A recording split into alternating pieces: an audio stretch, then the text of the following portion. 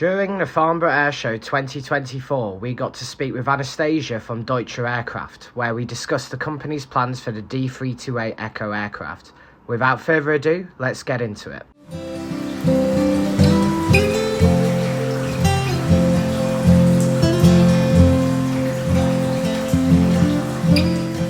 Anastasija, to our readers and viewers, could you give an overview of the D328eco? Right. Thanks, James, and thanks for being here with us today, and a pleasure to host you in our beautiful chalet in the Farnborough 2024.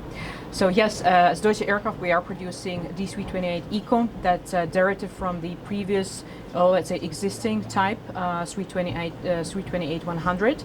That's a brand new turboprop. We call it turboprop revolution with R in brackets because it's really evolution rather than revolution. We are bringing significant evolution to the turboprop market with this aircraft.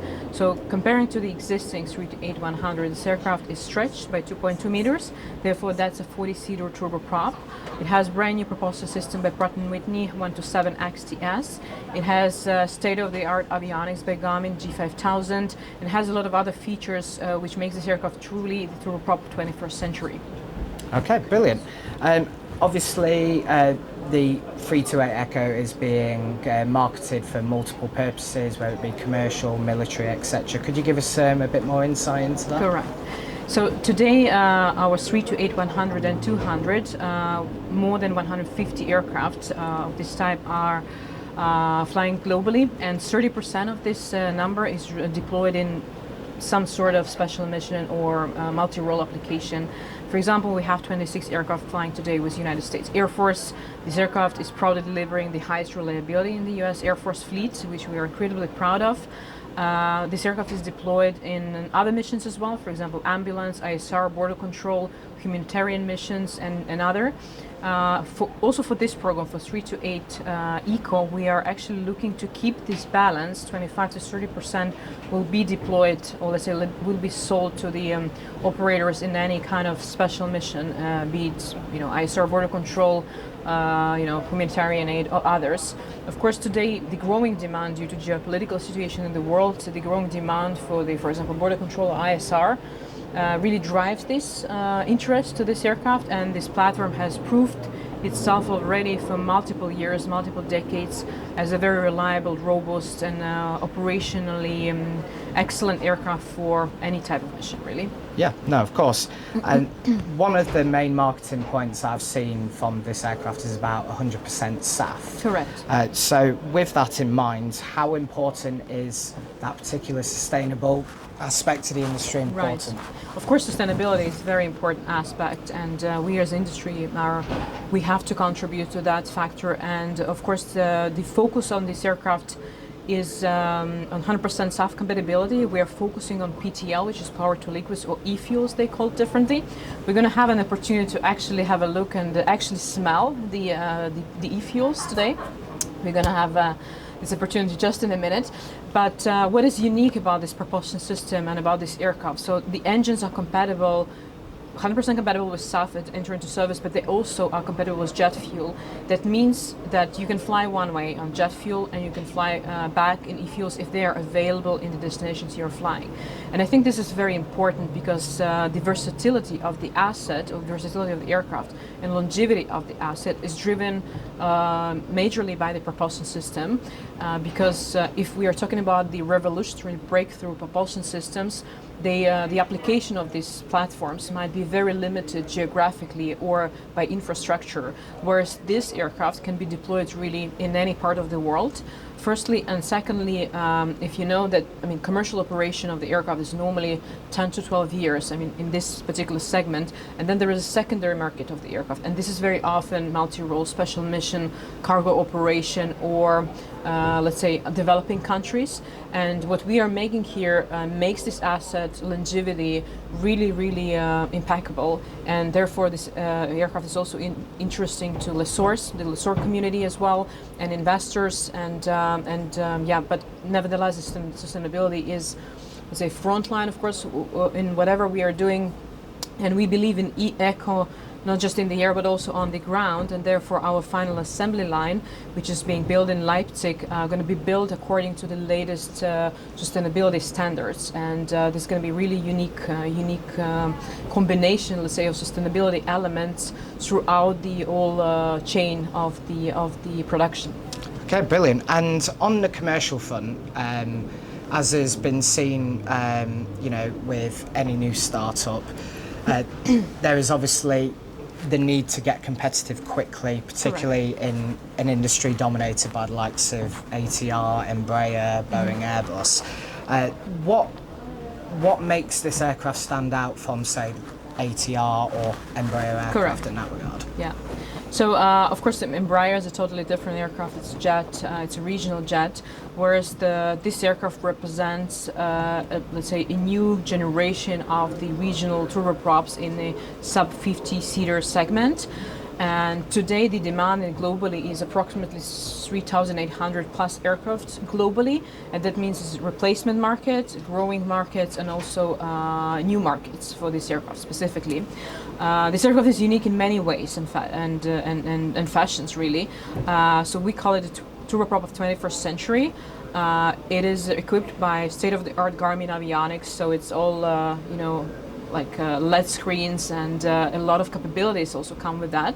It's a true stall performance aircraft as well, of course. The performance is one of the important aspects for the regional operators, because very often they connect the communities that are very remotely located and not necessarily in a very benign environment. So we are talking about the places which are, let's say, the difficulty to approach these places is driven by the obstacles or weather conditions, or any other obstacles. So this aircraft really is able to use its performance capabilities, is really able to fly really anywhere. The speed of the aircraft is very, very fast in comparison to this segment props. And of course it delivers, which is also, I think, the most important for commercial application of this aircraft.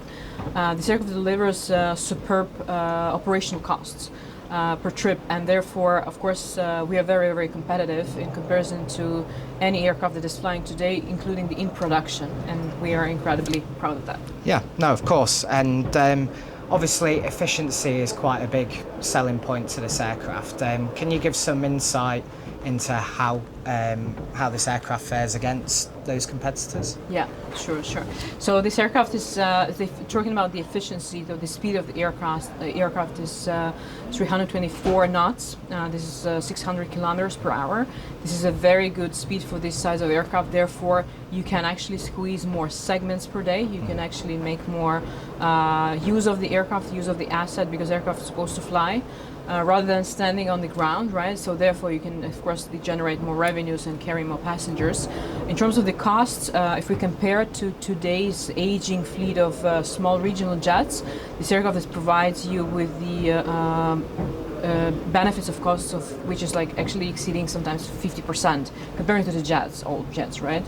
Comparing to the other competing turboprops, we can provide from 10 to 25% cost advantage, depending on the type of the aircraft, of course, depending on the age of the aircraft, and therefore all this,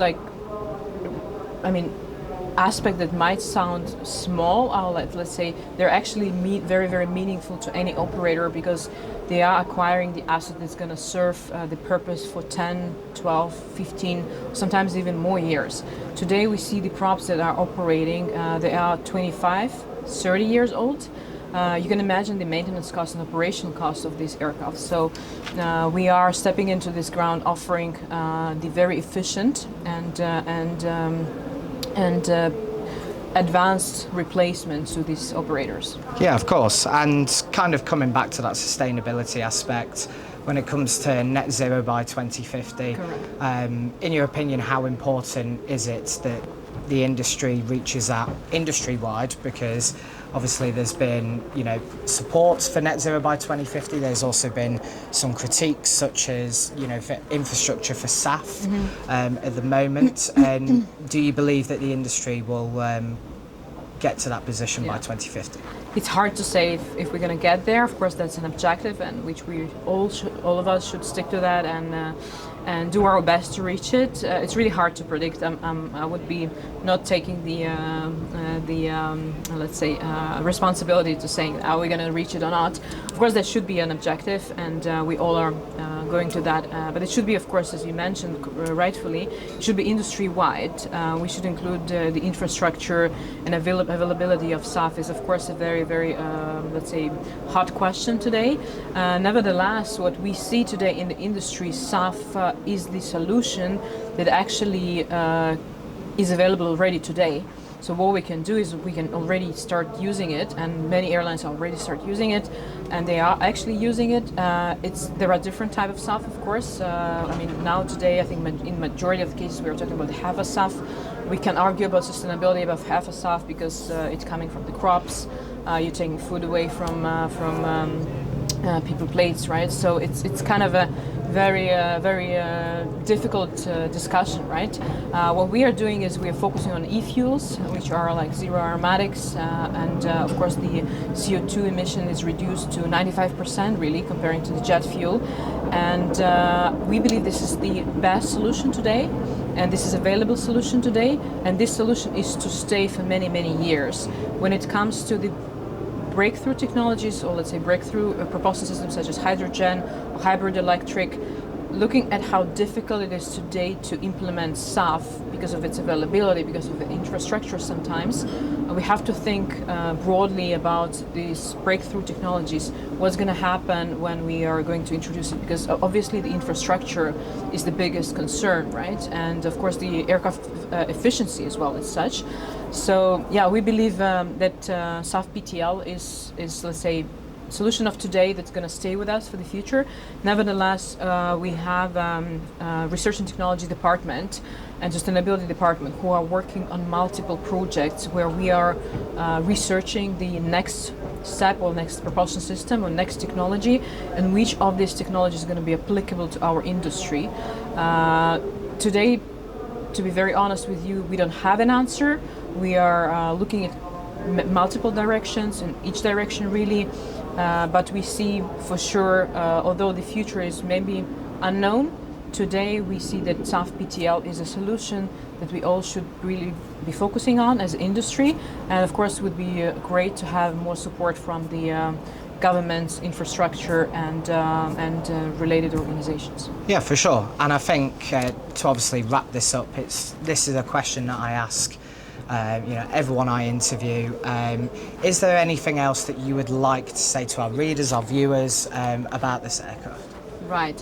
So as I said already, this is a turboprop of 21st century. We're going to have an opportunity now to have a look inside in the cabin and the cockpit. You're going to see yourself why. Any aircraft flying today in production, including, they all are produced in 80s. Since then, the aircraft, yes, they were upgraded and updated from time to time, but it's still the technologies from the 80s. This is the aircraft that is made in 21st century, and it's aircraft that is ready for the future because of its versatility, because of these avionics and systems, and we do believe, and we see it from the market as well, from the market feedback, which is incredibly great, that this aircraft is going to have its niche. It's already having its niche, to be very open with you, and we see that the big future is there because of the explicit need to replace the aging fleet of the regional aircraft. Okay, brilliant. Anastasija, thank you very much. Thank you, James. And thank you so much for watching this video. If you've enjoyed it, be sure to hit the like button, comment down below and subscribe. Be sure to also enter our giveaway to celebrate our presence here at the Farnborough Air Show, where we're giving away $2,000 worth of flight vouchers. In the meantime, we will see you in the next video. Thank you very much.